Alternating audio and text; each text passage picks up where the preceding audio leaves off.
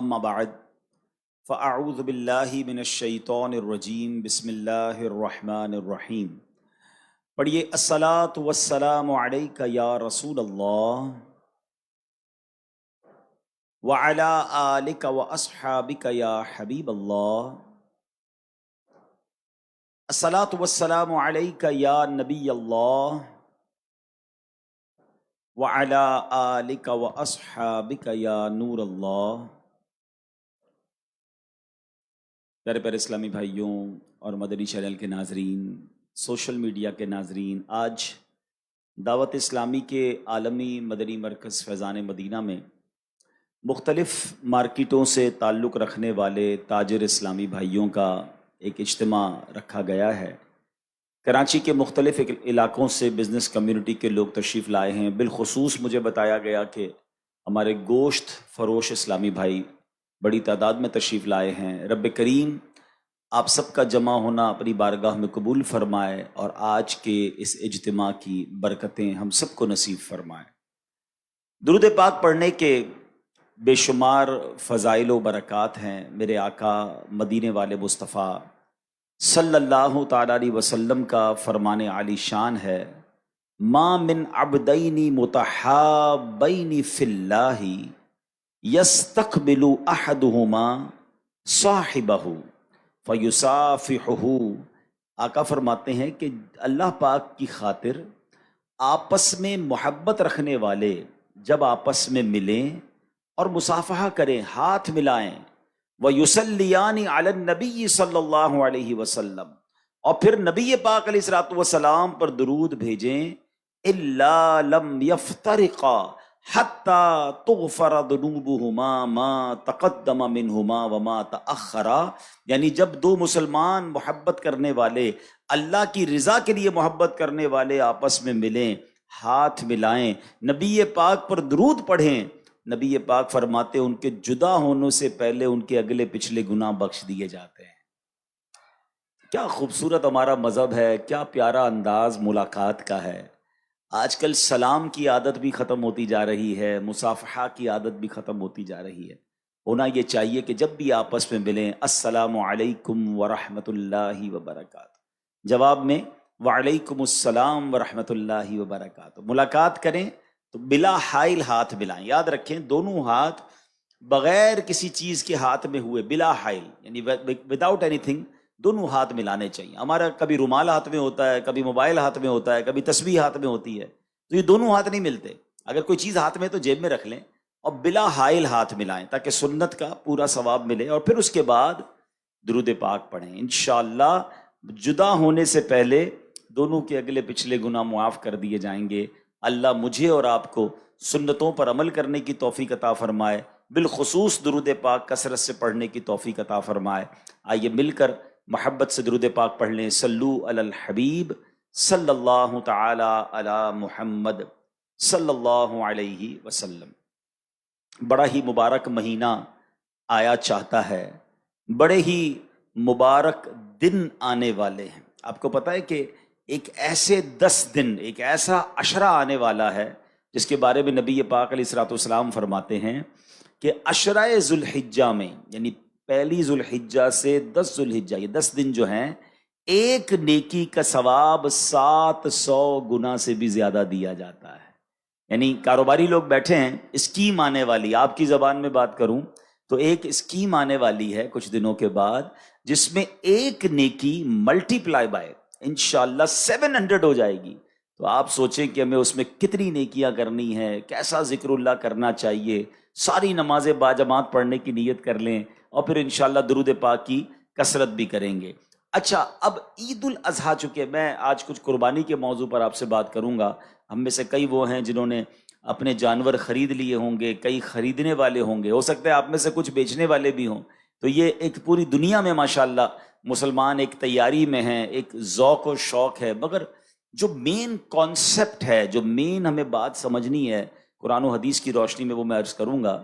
حدیث پاک کی مشہور کتاب ترمذی اور ابن ماجہ میں مسلمانوں کی پیاری امی جان حضرت بی بی عائشہ صدیقہ طیبہ طاہرہ رضی اللہ تعالی عنہا سے روایت ہے کہ اللہ پاک کے آخری نبی صلی اللہ علیہ وسلم نے فرمایا یوم النحر، قربانی کے دن آدمی کے اعمال میں اللہ پاک کے ہاں سب سے پسندیدہ عمل قربانی کے جانور کا خون بہانا ہے۔ بے شک قربانی روز قیامت اپنے سینگوں، بالوں اور کھروں کے ساتھ لائی جائے گی، اور بے شک قربانی کے جانور کا خون زمین پر گرنے سے پہلے اللہ پاک کے ہاں بلند مقام پر پہنچ جاتا ہے۔ نشانی ہے وفا کی اور ایک نعمت ہے قربانی، نشانی ہے وفا کی اور ایک نعمت ہے قربانی، خدا کے دوست ابراہیم کی سنت ہے قربانی۔ مسلمانوں کبھی قربانی سے پیچھے نہیں ہٹنا، وقار دین ہے اسلام کی شوکت ہے قربانی۔ تو اے میرے پیارے اسلامی بھائیوں، سیکھنے کو کیا ملا کہ اللہ کے نزدیک بقرہ عید والے دن سب سے افضل نیکی کون سی ہے؟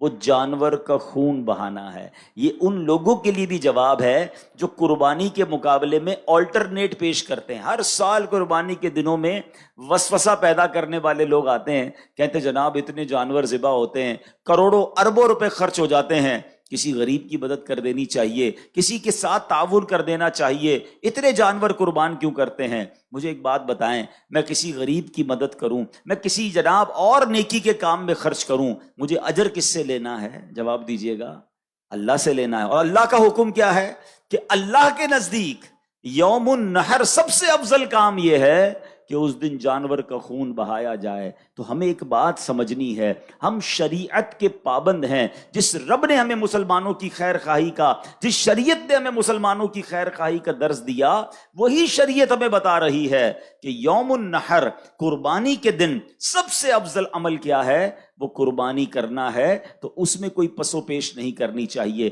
چونکہ کاروباری لوگ بیٹھے ہیں، حساب کتاب آپ کے دماغ میں بڑا فاسٹ ہوتا ہے، چند اشارے دے دیتا ہوں تاکہ لاجیکلی بھی یہ بات سمجھ آ جائے۔ اول تو ایک بات ذہن میں بٹھا لیں، شریعت کا کوئی حکم مجھے فوراً سمجھ آ جائے اور میری طبیعت اس کو سن کر خوش بھی ہو جائے، عمل کے لیے تیار ہو جائے، تو پھر اللہ کا شکر ادا کرنا چاہیے کہ مولا تیری مہربانی، مجھے اتنا آسانی سے یہ عمل سمجھ میں آ گیا۔ اور کبھی کبھی ایسا ہو کہ میری عقل میں کوئی شریعت کا حکم نہ آئے، کوئی شریعت اور قرآن و حدیث کی بات مجھے تھوڑی سی مشکل سے سمجھ آئے، تو پھر سمجھ لو میری عقل کا قصور ہے، اس حکم میں کسی قسم کی کوئی کمزوری نہیں ہے۔ لیکن چلیں جناب، میں لاجیکلی بھی بتا دیتا ہوں کہ جتنا بڑا پیسوں کا ٹرن اوور، جتنا بڑا معاشی سپورٹ صرف قربانی کی وجہ سے مسلمانوں کے اندر ہوتا ہے، وہ شاید بہت بڑے بڑے بزنس میں نہیں ہوتا ہوگا۔ بتایا جاتا ہے خربوں روپے کی قربانی پاکستان میں ہوتی، اربوں کی نہیں، خربوں روپے کی قربانی ہوتی ہے۔ تو یہ اربوں خربوں روپے جاتے کہاں ہیں؟ یہ امیروں کی، مالداروں کی جیب سے نکلتے ہیں اور غریب لوگوں کی جیبوں میں چلے جاتے ہیں۔ آپ کو پتا ہے کہ جانور پالنے والے اکثر کون ہوتے ہیں؟ یہ گاؤں گوٹ کے لوگ ہوتے ہیں، اپنے علاقوں میں پورا سال جانور پالتے ہیں کہ بقرہ عید کے دنوں میں بیچیں گے، پورے سال کے پیسے مل جائیں گے۔ تو سبحان اللہ، اور کمال دیکھیں میری شریعت کا، غریبوں پر قربانی نہیں ہے، صاحب نصاب پر قربانی ہے۔ یہی اکانومک سکھاتی ہے نا، یہی بزنس کا اکاؤنٹ سکھاتے ہیں کہ مالدار کی جیب سے پیسے اگر غریب کی طرف چلے جائیں تو اکانومی کو بوسٹ ملتا ہے۔ معیشت کا چکا جب چلتا ہے کہ جب پیسہ روٹیٹ ہونے لگ جائے تو جناب کروڑوں اربوں روپے جو ہے وہ لوگوں کی جیبوں سے نکلتے ہیں، جانور خریدا جاتا ہے۔ اور اگر آپ غریبوں کی بات کرتے ہیں تو لاکھوں غریبوں کا روزگار شروع ہو چکا ہے، آپ کے محلوں میں بھی شروع ہو چکا ہے، بکرا منڈی میں بھی شروع ہو چکا ہے، سوزوکی والوں کا شروع ہو چکا ہے، چارے والوں کا شروع ہو چکا ہے، جانور سنبھالنے والوں کا۔ سارے امیر لوگ ہیں کیا یہ؟ آپ کو غریب کی مدد کرنی تھی نا۔ لاکھوں غریب ماشاءاللہ روزگار کما رہے ہیں۔ جب قربانی ہوتی ہے کتنے لوگ کسائیوں کے ساتھ ہیلپر کے طور پر آتے ہیں، سب کو عید کے دنوں میں ہزاروں لاکھوں روپے مزدوری ملتی ہے، پھر غریبوں کا بھلا ہو رہا ہے۔ اور آگے چلیے، جب یہ قربانی ہو جاتی ہے آپ کے اپنے خاندان میں، آپ کے اپنے ملازمین میں ایسے ہزاروں لاکھوں مسلمان ہوتے ہیں جو بقرہ عید میں جی بھر کر گوشت کھاتے ہیں، جن کے گھروں میں پورا سال گوشت نہیں پکتا، ان کو جناب ماشاءاللہ اچھا گوشت مل جاتا ہے۔ کیا یہ غریبوں کی مدد نہیں ہے؟ آگے چلیے، جانور قربان ہو گیا، اب اس کی کھالیں، یہ کھالیں کہاں جاتی ہیں؟ یہ کھالیں چمڑا فیکٹری میں جاتی ہیں، اب وہاں لیدر کا کاروبار شروع ہوتا ہے، نہ جانے جوتے بنانے والے، جیکٹ بنانے والے، لاکھوں کروڑوں لوگوں کا پھر روزگار شروع ہو جاتا ہے۔ نہ جانے لوگوں کو کیوں سمجھ نہیں آتا کہ سبحان اللہ، شریعت کے ایک حکم پر عمل کرنے کے لیے ہماری معیشت کو بھی بوسٹ ملتا ہے، ہمارے کاروبار کو بھی عروج ملتا ہے، اور سبحان اللہ کروڑوں غریبوں کی مدد بھی ہو جاتی ہے۔ لیکن ہم نے یہاں پر اگر یہ بات کوئی سمجھانے والا نہ ہوتا یا ہمیں لاجک پتہ بھی نہ ہوتی، پھر بھی ہمارا کام لبیک کہنا ہے کہ اگر رب کا حکم ہے، شریعت کا حکم ہے، تو جناب اب قربانی ہی کرنی ہے، اس کا کوئی اور آلٹرنیٹ نہیں ہو سکتا۔ اور آپ نے آج حدیث بھی سن لی کہ اللہ کے نزدیک یوم النحر یعنی قربانی والے دن سب سے افضل اگر کوئی عمل ہے تو وہ جانور کا خون بہانا ہے۔ اور سبحان اللہ، یہ جانور تو قیامت کے دن اپنے بالوں کے ساتھ، اپنے کھروں کے ساتھ، اپنے سینگوں کے ساتھ یہ پورا جانور قیامت کے دن لایا جائے گا۔ تو اب یہاں یہ بھی غور کر لینا چاہیے کہ اللہ نے جیسا مال دیا ہے نا، پھر ویسا جانور قربان کریں تاکہ اس کی بارگاہ میں وہ اس طریقے کا جانور ہمارے سامنے آئے۔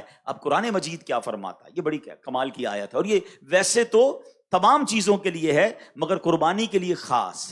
اللہ فرماتا ہے لن ینال اللہ لحومها ولا دماؤها ولکن ینالہ التقوی منکم۔ سبحان اللہ، آسان ترجمہ قرآن کنز العرفان، اللہ کے ہاں ہرگز نہ ان کے گوشت پہنچتے ہیں اور نہ ان کے خون، البتہ تمہاری طرف سے پرہیزگاری اس کی بارگاہ تک پہنچتی ہے۔ سبحان اللہ، تو پتہ یہ چلا اللہ کی بارگاہ میں قربانی کا گوشت اور خون نہیں پہنچتا۔ پہلے کیا ہوتا تھا؟ پہلے کے زمانے میں تفسیر صراط الجنان میں ہے کہ جب زمانہ جاہلیت کا دور تھا تو غیر مسلم اپنی قربانی کے خون سے کعبہ کی دیواریں رنگتے تھے، معاذ اللہ کعبہ شریف کی دیواروں کو خون سے آلودہ کرتے تھے، سمجھتے تھے کہ یہ کرنے سے اللہ پاک کا قرب ملے گا۔ جب اسلام کا نور جگمگایا، صحابہ کرام نے حج کیا، قربانیاں پیش کی، تو ان کی تعلیم کے لیے آیت نازل ہوئی کہ اللہ پاک کی بارگاہ میں قربانی کا گوشت نہیں پہنچتا، اس کی بارگاہ میں خون نہیں پہنچتا، ہاں تمہاری طرف سے تقویٰ پہنچتا ہے، پرہیزگاری پہنچتی ہے، قربانی کے لیے اچھی نیت اور اخلاص اور تقویٰ پہنچتا ہے۔ تو ہمیں یہ سمجھنا ہے کہ اصل ایسنس کیا ہے، یہ قربانی کا اصل مقصد ہمارے دلوں میں کیا ہونا چاہیے۔ سبحان اللہ، شیخ ابو طالب مکی رحمۃ اللہ تعالی علیہ نے اس کی بڑی خوبصورت تفصیل بیان کی ہے، خلاصتاً عرض کرتا ہوں۔ آپ فرماتے اے میرے بندو، اللہ فرماتا اے میرے بندو، تم گھر سے نکلے جانور لینے کے لیے، لوگ تمہیں دیکھ رہے تھے، تم نے جا کر جانور خریدا، لوگ تمہیں دیکھ رہے تھے، تم جانور گھر لائے، لوگ تمہیں دیکھ رہے تھے، تم نے جانور کی دیکھ بھال کی، لوگ تمہیں دیکھ رہے تھے، تم نے جانور کو میرے نام پر ذبح کیا، لوگ تمہیں دیکھ رہے تھے، تم نے کھانا پکایا،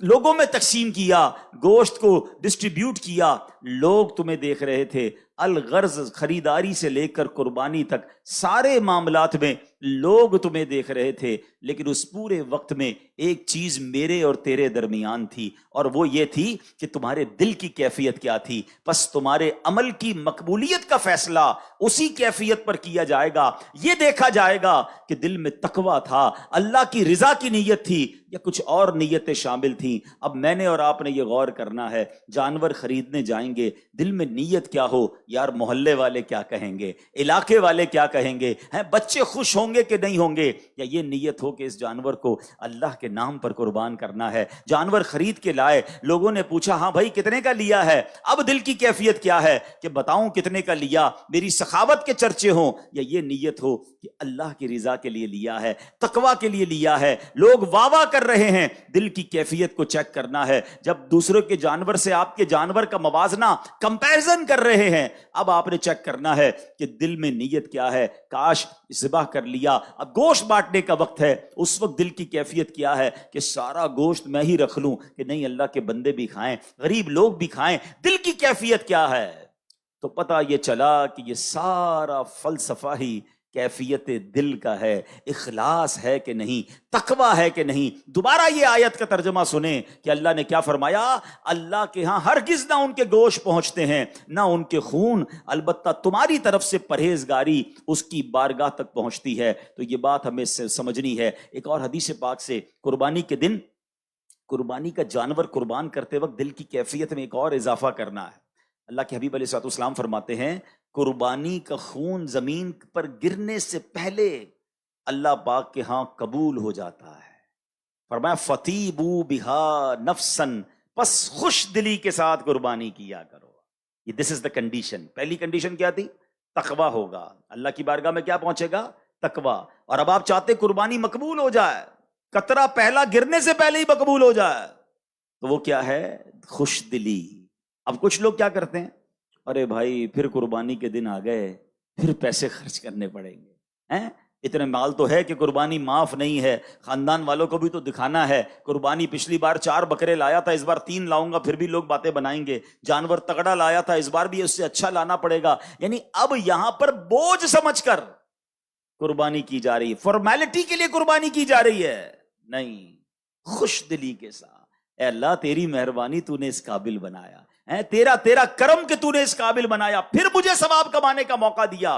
روایتوں میں آتا ہے کہ قربانی کے جانور کے ہر بال کے بدلے میں قربانی کرنے والے کو ایک نیکی ملتی ہے.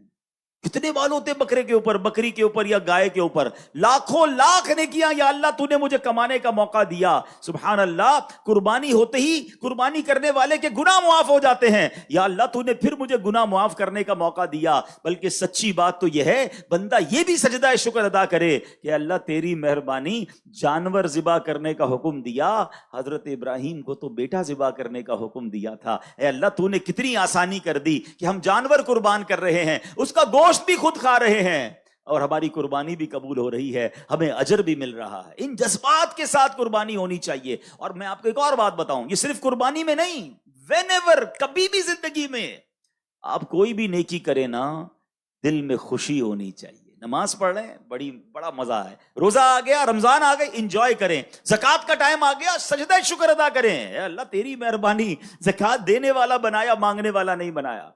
مگر ادھر ایسے بھی لوگ ہوتے ہیں، رمضان آئے تو ٹینشن، ارے باپ رے باپ پھر روزے رکھنے پڑیں گے. 1 سال گزر گیا، ارے باپ رے باپ پھر زکوٰۃ دینی پڑے گی، اللہ اکبر، پھر جناب لمبی لمبی تراویحاں پڑھنی پڑیں گی. ارے توبہ کرو، اللہ نے پیر سلامت دیے ہیں جبھی تو تراویح پڑھو گے نا. اللہ نے مال دیا جبھی تو زکوٰۃ دو گے، اللہ نے مال دیا جبھی تو حج کو جا رہے ہو. ارے عبادتوں میں تو انجوائے کیا کرو. اور جو عبادت خوش دلی کے ساتھ ہوتی ہے نا، اس کا اجر، اس کا ثواب، اس کی برکت ہی کچھ اور ہوتی ہے ہمیشہ. اب اس قربانی میں بھی آپ نے بہترین جانور کرنا ہے، مگر اچھی نیت کے ساتھ اور خوش دلی کے ساتھ کرنا ہے. اللہ اکبر. اب سنو نا، خوش دلی کس کو کہتے ہیں؟ اللہ حضرت ابراہیم اور حضرت اسماعیل کی اس قربانی کا کوئی ذرہ نصیب فرما دے. حضرت ابراہیم نے جب خواب دیکھا تھا نا، آپ کو تو حکم دیا گیا تھا بیٹا ذبح کریں، اپنے بیٹے کو لے کے جا رہے ہیں مینا کی طرف. کمال یہ ہے کہ بیٹے سے چھپ کر قربانی نہیں کی، بیٹے کو بتا دیا. آپ نے کہا یا بنی انی ارا فی المنام انی اذبحک فانظر ماذا تری. کہتے ہیں اے میرے بیٹے، میں نے خواب میں دیکھا کہ میں تجھے ذبح کر رہا ہوں، اب تو دیکھ تیری کیا رائے ہے. اللہ اکبر. 7-8 سال کے بچے سے پوچھا جا رہا ہے کہ مجھے حکم ملا ہے کہ تجھے ذبح کرنا ہے، اب تیری کیا رائے ہے. مگر وہ کیسی عظیم ہستی ہیں، ذبیح اللہ ہیں. حضرت ابراہیم نے جب یہ کہا تو بیٹے کے جسم پر جو ہے نا چہرے پہ چمک آ گئی، چہرہ کھل اٹھا، جسم پر کپ کپی طاری ہو گئی. حضرت ابراہیم پوچھتے ہیں اے بیٹے یہ معاملہ کیا ہے، تیرا چہرہ کھل کھلا رہا ہے، تیرے جسم پر کپ کپی آ رہی ہے. شہزادے کیا کہتے ہیں ابو جان میں قربان ہو جاؤں کہ میں اپنے رب کے حضور حاضر ہو جاؤں گا، اس فانی دنیا سے نکل کر میں جنت میں پہنچ جاؤں گا. اللہ پاک نے اگر میرے لیے حکم دیا ہے تو اس کا مطلب وہ رب کریم مجھ سے راضی ہے. بے شک رب نے جو اپنے پاس نعمتیں تیار کر رکھی ہیں وہ اس دنیا اور جو کچھ اس میں ہے اس سے تو بڑا بہتر ہے. سبحان اللہ. میں کتنا خوش نصیب ہوں کہ مجھے اس قربانی کے لیے قبول فرما لیا گیا. ادھر پیسے سے قربانی میں جان جا رہی ہے، ادھر جس کی جان جانی ہے وہ خوشی سے جھوم رہا ہے. فرق تو دیکھو نا کہ اللہ کی بارگاہ میں قربانی کرنے والے نے کیسی قربانی کی. سبحان اللہ. شاعر کہتے ہیں عید قرباں جذبہ ایثار کا اظہار ہے. عید قرباں جذبہ ایثار کا اظہار ہے، یہ اطاعت کا خلیل اللہ کی معیار ہے یہ تسلیم و رضا کی ایک لافانی مثال، جان دینے کے لیے فرزند بھی تیار ہے. باپ کا حسن عمل، بیٹے کا ذوق اتباع، اس مثالی داستاں کا مرکزی کردار ہے۔ بزرگوں نے جب یہ واقعات پڑھے نا، انہوں نے پتہ ہے کیا کیا؟ اب ہمیں تو حکم نہیں ہے بیٹا ذبح کرنے کا، مگر شیخ احمد بن یحییٰ دمشقی رحمۃ اللہ تعالی ایک بڑے نیک بزرگ ہیں، دمشق میں موجود تھے، دمشق کے رہنے والے ہیں۔ کہتے ہیں ایک روز اپنے والدین کے ساتھ میں بیٹھا تھا، والد صاحب قرآن پڑھ رہے تھے، والدہ بھی ساتھ بیٹھی تھی۔ دوران تلاوت ہی حضرت ابراہیم اور حضرت اسماعیل کا واقعہ آ گیا۔ انہوں نے قرآن کریم سے یہ واقعہ پڑھ کر گھر والوں کو سنایا کہ دیکھو کیسے قربانی ہوئی تھی، حضرت ابراہیم نے اپنا بیٹا ذبح کرنے کے لیے گئے اور یہ واقعہ ہوا۔ اللہ اکبر۔ تو ان کی والدہ نے یہ واقعہ سنا، کہتی ہیں بیٹا کیسے عظیم لوگ ہیں کہ باپ نے بیٹے کو قربان کر دیا، میرے بھی تو تم ایک ہی بیٹے ہو، میں تمہیں قربان تو نہیں کرتی، ذبح کرنے کا تو حکم نہیں ہے، جا میرے بیٹے میں تجھے اللہ کے نام پر وقف کرتی ہوں، جا اور اللہ کی عبادت کر، دین کا کام کر۔ حضرت شیخ احمد کہتے ہیں میں گھر سے چلا گیا، مکہ مکرمہ پہنچا، کعبہ شریف کے قریب رہ کر عبادتوں میں دل لگاتا رہا، نیکیوں میں مصروف رہا۔ کئی سالوں بعد والدین کی یاد آئی، کہتے واپس دمشق آیا، دروازہ کھٹکھٹایا، اندر سے ماں نے پوچھا کون ہے؟ کہتے ہیں احمد ہوں۔ ماں کہتی میرا ایک ہی بیٹا تھا، وہ میں نے اللہ کے نام پر وقف کر دیا ہے، اے بیٹا واپس جا، اللہ کی عبادت کر، دین کی خدمت کر، اب ہماری ملاقات قیامت کے دن ہوگی۔ یہ ایسے افراد تھے ہیں۔ آج ہم اپنے بچوں کو دین کی طرف بھیجنے کے لیے تیار نہیں ہوتے۔ ہمیں کوئی کہے 3 دن کے مدنی قافلے میں چلو، کہتے ٹائم نہیں ہے۔ ارے بھائی 2-3 گھنٹے کے کسی اجتماع میں آ جاؤ۔ آپ کو پتا تو ہے حضرت کاروبار کتنا مصروف ہے، کیسے نکلوں کاروبار سے، دکان پر کوئی اور بیٹھنے والا نہیں ہے۔ اچھا یہی صاحب کبھی ٹورسٹ پر کبھی گھومنے جانا ہو، کئی دن روانہ ہو جائیں گے، مگر دین کے لیے وقت نہیں نکلتا۔ اللہ اکبر۔ یاد رکھیے ایک وقت آئے گا جب موت کا فرشتہ آئے گا نا، دکان سے بھی اٹھا کر لے جائے گا، گھر سے اٹھا کر بھی لے جائے گا، اس وقت اس کو روک نہیں سکیں گے۔ بڑا گہرا جملہ کہنے جا رہا ہوں، اس آخرت کے سفر سے پہلے کچھ ایسے اچھے سفر کر لو جو اس سفر کو آسان کر دے۔ ہاں، اگر آخرت کا سفر آسان کرنا ہے نا تو زندگی میں سے ہی کچھ وقت نکالیے، پہلے تو وہ سیکھیے جو مجھ پر سیکھنا فرض ہے۔ ہم کاروبار کرنے والے ہیں، کیا ہمیں کاروبار کے مسائل آتے ہیں؟ کیا تجارت کے اصول سیکھے ہم نے؟ ہم میں سے کچھ جاب کرنے والے ہوں گے، کیا آپ نے اجارے کے مسائل سیکھے؟ جس کو جاب پر کسی کو رکھنا ہے، اجیر رکھنا ہے، اس کو بھی شرعی حکم سیکھنا ضروری ہے۔ بہت ساری بیسکس ہیں جو ہمیں نہیں آتی۔ ہمیں اپنی کاروبار کے سارے طریقے معلوم ہوتے ہیں، مارکیٹ کی ساری ہمیں جناب لین دین کا طریقہ آتا ہے، مگر میری شریعت نے جو مجھ پر سیکھنا لازم کیا، بڑے بڑے لوگوں کو نماز پڑھنا، وضو کرنا، غسل، نماز جنازہ، کپڑے پاک کرنے کا طریقہ، بیسکس وہ نہیں آتے، تو کب سیکھیں گے؟ اور ایک وہ لوگ ہیں جو بیٹے کو کہتے ہیں بیٹا اب قیامت کے دن ملاقات ہو، تو کیا بن گئے وہ؟ شیخ احمد نصفی رحمۃ اللہ تعالیٰ کے اتنے بڑے ولی بن گئے، اتنے بڑے بزرگ بن گئے۔ کم از کم میں مشورہ بھی دیتا ہوں، چلے بات چلی ہے، ہم میں سے بہت سارے صاحب اولاد ہوں گے، اللہ نے پیسوں سے بھی نوازا ہوگا، کہ ایسا نہیں ہو سکتا اگر اللہ نے 3-4 بیٹے دیے ہیں تو ایک بیٹا دین کے لیے وقف کر دینا، 2-3 بیٹے کاروبار میں ساتھ دیں، ایک جنت کا کاروبار آپ کے لیے کرے، ایک جنت کا سامان کر دے۔ خوش نصیب ہے وہ والدین جو اپنے بچوں کو دین کے لیے وقف کرتے ہیں، وہ بیٹا پھر عالم بنے، وہ حافظ بنے۔ اور میرا ماننا یہ ہے کہ اگر کسی بزنس فیملی سے کوئی بچہ کھڑا ہوتا ہے اور جب وہ دین کا کام کرتا ہے تو وہ اس میچورٹی کے ساتھ، اس کانفیڈنس کے ساتھ جا کر پوری دنیا میں دین کا کام کرتا ہے جو عام مبلغ کے لیے آسان نہیں ہوتا۔ تو میں تو آپ کاروباری اسلامی بھائیوں کو، بلکہ یہ میرا بیان دنیا بھر میں اگر سنا جا رہا ہے، میں تمام والدین کو کہتا ہوں، لوگ کہتے ہیں ایک بیٹا میرا جناب ڈاکٹر ہے، ایک بیٹا میرا لائر ہے، ایک بیٹا جناب میرا بزنس سنبھالتا ہے۔ میں نہیں کہتا کہ جناب یہ کام غلط ہے، مگر خوش نصیب ہیں وہ والدین جو یہ کہتے نظر آتے ہیں کہ میرا ایک بیٹا عالم دین ہے، میرا بیٹا مفتی اسلام ہے، میرا بیٹا جناب دین کا مبلغ ہے، اور جا کر لوگوں کو نیکی کی دعوت دیتا ہے۔ کوئی ایک بیٹا تو ایسا رکھو نا جو مرنے کے بعد بھی آپ کے لیے صدقہ جاریہ کا باعث بنے۔ کہتے ہیں خاندان میں ایک ڈاکٹر ہونا چاہیے، سچی بات یہ ہے کہ فیملی میں ایک عالم دین ہونا چاہیے، حافظ قرآن ہونا چاہیے، کیونکہ حدیثوں میں یہ مضمون موجود ہے کہ حافظ قرآن اپنے گھر والوں میں سے 10 ایسے لوگوں کی قیامت کے دن شفاعت کر کے انہیں جنت میں لے جائے گا جن پر گناہوں کی وجہ سے جہنم واجب ہو چکا تھا۔ عالم دین جب جنت میں جائیں گے تو انہیں روکا جائے گا کہ رک جائیے اور لوگوں کی شفاعت کیجیے، انہیں بھی اپنے ساتھ جنت میں لے جائیے۔ تو ان کے ماں باپ کا کیسے وارے نیارے ہوں گے، ان کے بھائی بہنوں کے وارے نیارے کیسے ہوں گے کہ جس کی فیملی میں کوئی عالم با عمل اور دین کا مبلغ ہوگا۔ صرف نوٹ گننے کے لیے اولاد کو آگے بڑھانا ہے، صرف کاروبار کو چمکانے کے لیے ہم نے سارے بچوں کو لگانا ہے؟ نہیں، یہ انویسٹمنٹ کیجئے۔ ہاں، اور ایک اور بات اشارتاً عرض کر دیتا ہوں کہ اگر آپ یہ طے کریں کہ آپ کے بیٹوں میں سے کوئی ایک بیٹا آپ دین کے لیے وقف کریں تو اس کو اتنا ہی سپورٹ کریں جتنا کاروبار کرنے والے کو بھی سپورٹ کریں. ورنہ کرتے کیا ہیں, کسی بچے کو اگر عالم بنا دیا, اب بعد میں ساری زندگی وہ بیٹا شرمندہ رہتا ہے, کاش میں بھی کاروبار کرتا, سارے بھائی آگے نکل گئے, میں پیچھے رہ گیا. اپنی مثال دینی نہیں چاہیے, مگر شاید کسی والدین کو کام آ جائے تو میں اپنی مثال آپ کو اس لیے دے دیتا ہوں کہ الحمدللہ میں اپنے ماں باپ کا سب سے بڑا بیٹا ہوں, ٹھیک ہے. اور میرے والد صاحب نے شروع ہی میں دعوت اسلامی جب بنی تھی تو مجھے دعوت اسلامی کے لیے, دین کے لیے وقف کیا, لیکن انہوں نے ایک اور کمال یہ کیا کہ مجھے اپنی کمپنی میں پارٹنر بھی رکھا. میرا ایک اور بھائی کاروبار کرتا ہے, انہوں نے یہ پہلے سے پلان کیا کہ جتنا اس بھائی کو فائدہ ہوگا, کاروبار میں بینیفٹ ہوگا, جو اس کا شیئر ہوگا وہ میرا بھی شیئر ہوگا. مجھے کہا بیٹا آپ نے کاروبار نہیں کرنا, اپنے دین کا کام کرنا ہے.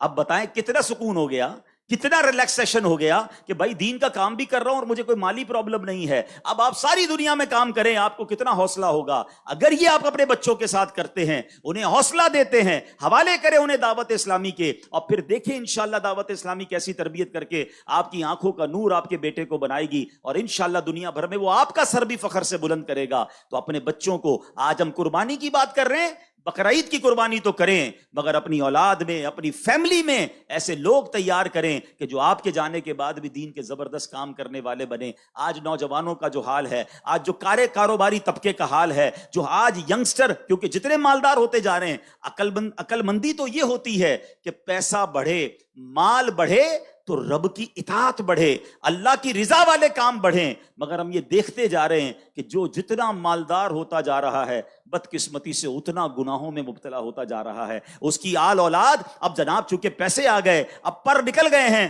تو اب جناب سارے برے کاموں میں لوگ نظر آتے ہیں. ایسا ہونا نہیں چاہیے تھا.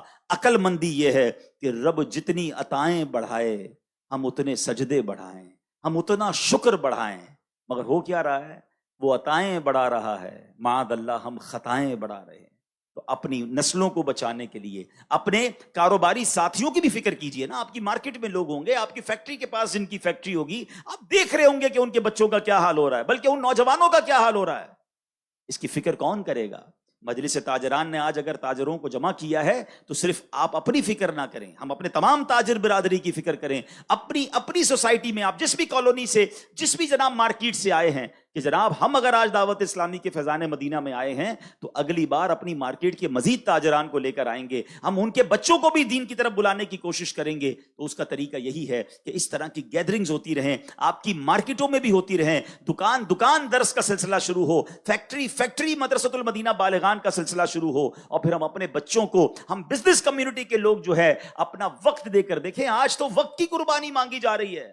حضرت اسماعیل نے اور حضرت ابراہیم نے کیسی قربانی دی, آپ کو پتہ ہے کیسا منظر تھا, جھرجھری آ جاتی ہے, کہتے ہیں نا رونگٹے کھڑے ہو جاتے ہیں. روایتوں میں آتا ہے جب حضرت ابراہیم علیہ السلام نے بیٹے کو قربانی کے لیے لٹایا, ان کے ہاتھ باندھ دیے, ان کے سر کے قریب بیٹھ گئے, چھری ان کی گردن پر رکھ دی, اور پھر کہا الہی لک الحمد فی الدہر الباقی رزقتنی الولد علی کبر سنی فابتلیتنی بہذا البلاء. اے اللہ پاک ہمیشہ تیری حمد ہے, تو نے مجھے بڑھاپے میں بیٹا عطا فرمایا. یہ امتحان پتہ ہے کیسا تھا, 99 سال کی عمر میں حضرت اسماعیل ملے تھے حضرت ابراہیم, کتنی دعاؤں کے بعد, اور اسی کو ذبح کرنا ہے. پھر کہتے ہیں یا اللہ اسی کے ذریعے آزمائش آئی ہے. مگر اگلا جملہ سنو, کہتے فَإِن كَانَ هَذَا رِضًا لَكَ فَأُسَلِّمُ لِأَمْرِكَ, اے اللہ اگر تیری رضا اسی میں ہے تو میں تیری رضا کی خاطر تیرے حکم کے سامنے سر جھکاتا. اگر تو اسی پر راضی ہے تو اے اللہ میں بھی راضی ہوں. کتابوں میں لکھا جب حضرت ابراہیم نے یہ کہا نا تو فرشتے بھی رونے لگے, روتے روتے اللہ کی بارگاہ میں عرض کرتے ہیں مولا تیرے نبی ہیں, ایک لیٹا ہوا ہے, ایک ذبح کرنے ہے, اے اللہ تیری رضا کی خاطر ذبح کرنے کو تیار ہیں. پھر اللہ کریم نے سبحان اللہ حضرت اسماعیل کے فدیے میں جنتی مینڈا بھیجا. کاش یہ جذبہ کا کچھ ذرہ نصیب ہو جائے. اے اللہ میں تیری رضا میں راضی. جملہ کتنا پیارا ہے.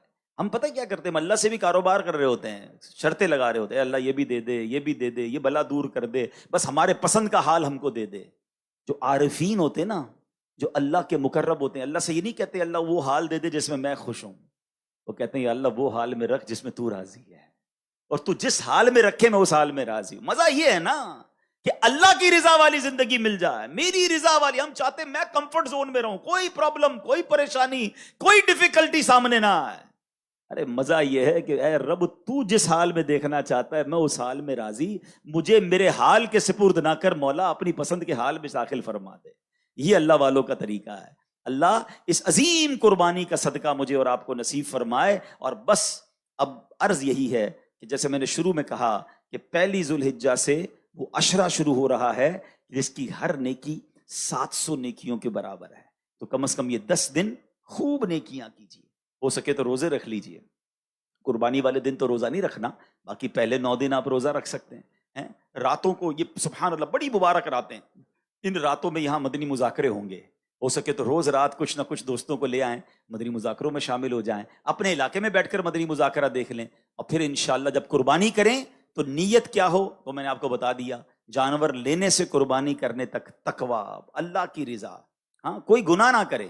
کسائی سے بھی سارے معاملات پہلے طے کر لے, بعد میں اس سے لڑائی ہو رہی ہوتی ہے, پتہ چلا میرا ثواب ہی کم نہ ہو جائے. گوشت بانٹنے میں کوئی گڑبڑ نہ ہو, ہر چیز میں تقویٰ اور پرہیزگاری ہو, کسی کی دل آزاری نہ ہو. جانور ایسی جگہ نہ باندھے جس کی وجہ سے لوگوں کا راستہ روک رہا ہے, کسی کی روڈ پہ کھڈا کر رہے ہیں. نہیں, آرام سے, محبت سے, رضا خوشی کے ساتھ میری قربانی ہو, کیونکہ یہ قربانی میرے لیے جنت کا سامان بنتے جا رہی ہے. اور جب ذبح کریں نا تو اللہ کی بارگاہ میں یہ بھی دعا کریں کہ اللہ آج جانور ذبح کر رہا ہوں, کبھی وقت پڑا مولا اپنا مال بھی قربان کروں گا, اپنے وقت کی قربانی بھی دوں گا, بلکہ مولا ایسا جذبہ دے کہ تیرے دین پر موقع ملے تو اپنی جان بھی قربان کر دیں. یہ نیتیں ہوں. اپنے نفس کو قربان کریں, اپنی بری عادتوں کو قربان کرنے کی نیت کریں. اے اللہ یہ جانور کو ذبح کرتے کرتے میں اپنی بری عادتوں کو بھی اب ختم کر رہا ہوں. اے اللہ استقامت تو عطا فرما, وہ بڑا کریم ہے, وہ نگاہ فرمائے تو ہم بھی نیک ہو سکتے ہیں. تو ان نیتوں کے ساتھ قربانی کریں اور اس دعوت اسلامی کے ماحول سے وابستہ رہیں. جیسا میں نے کہا کہ قربانی کے لیے ایک طریقہ یہ بھی ہے کہ وقت کی قربانی دے کر علم دین سیکھیں اور دوسروں کو بھی ساتھ لے کر چلیں. تو انشاءاللہ 14 جون یعنی عید کے فوراً بعد, تیسری عید کے غالباً بعد بنے گا یا 3-4 دن بعد, ہفتے کو مدنی مذاکرے کے بعد یہیں سے 12 دن کا قافلہ انشاءاللہ روانہ ہوگا. تو سبحان اللہ, لوگ ویسے ہی جون جولائی میں گھومنے پھرنے جاتے ہیں, ایک بار یہ 12 دن کے قافلے میں ہم علم دین سیکھنے چلے جائیں. تو میری گزارش ہے کہ اس میں نیت کریں سفر کی, اور سبحان اللہ 1 محرم سے بھی 12 دن کا قافلہ سفر کرے گا. ہمارے جو گوشت فروش اسلامی بھائی ہیں ان کا نارملی بقرعید کے بعد تھوڑا سیزن ڈاؤن ہوتا ہے. تو سبحان اللہ یہ جو فارغ دن ہیں ادھر ادھر گھومنے پھرنے کی بجائے قافلے میں سفر کر کے اپنی آخرت کا سامان کر لیں اور بہت کچھ سیکھ کر تشریف لائیں. تو امید کرتا ہوں کہ آج جو قربانی کی داستان سنی ہے, جو قربانی کا فلسفہ سنا ہے, اب ہم بھی کچھ نہ کچھ قربانی دینے والے بنیں گے.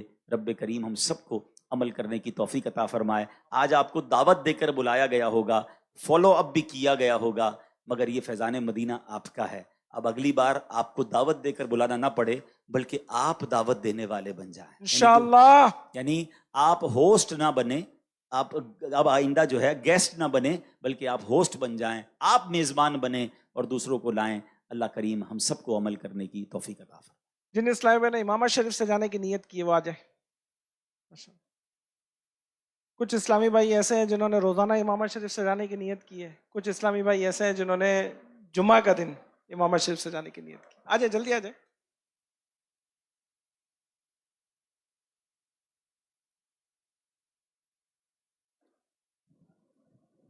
مدینہ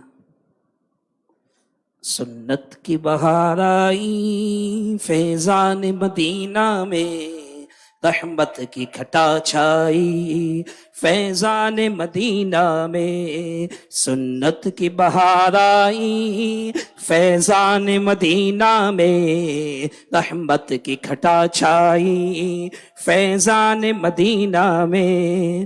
سنت کی بہار آئی فیضان مدینہ میں, سنت کی بہار آئی فیضان مدینہ میں. رحمت کی گھٹا چھائی فیضان مدینہ میں, رحمت کی گھٹا چھائی فیضان مدینہ میں، داڑھی ہے امام ہے، زلفوں کی بخاریں ہیں، داڑھی ہے امام ہے، زلفوں کی بخاریں ہیں، شیطان کو شرم آئی فیضان مدینہ میں، شیطان کو شرم آئی فیضان مدینہ میں، سنت کی بہار آئی فیضان مدینہ میں، رحمت کی گھٹا چھائی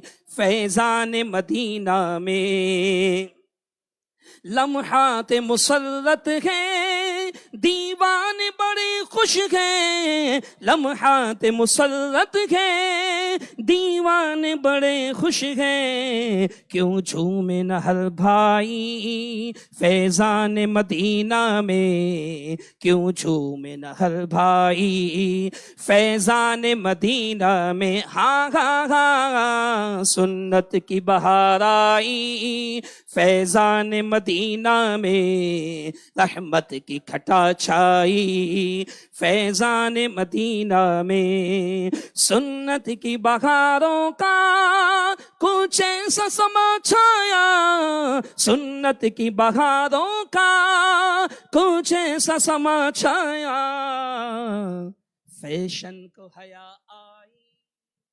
ماشاء اللہ ماشاء اللہ، انشاءاللہ دعا کرو۔ الحمدللہ رب العالمین والصلاة والسلام علی خاتم النبیین، اللہم ربنا آتنا فی الدنیا حسنۃ وفی الآخرۃ حسنۃ وقنا عذاب النار۔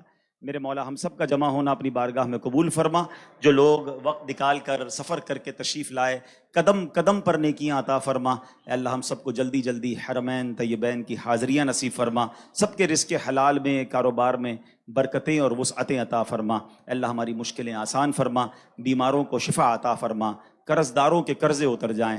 وصلی اللہ تعالی علی خیر خلقہ محمد وآلہ وصحبہ اجمعین برحمتک یا ارحم الراحمین۔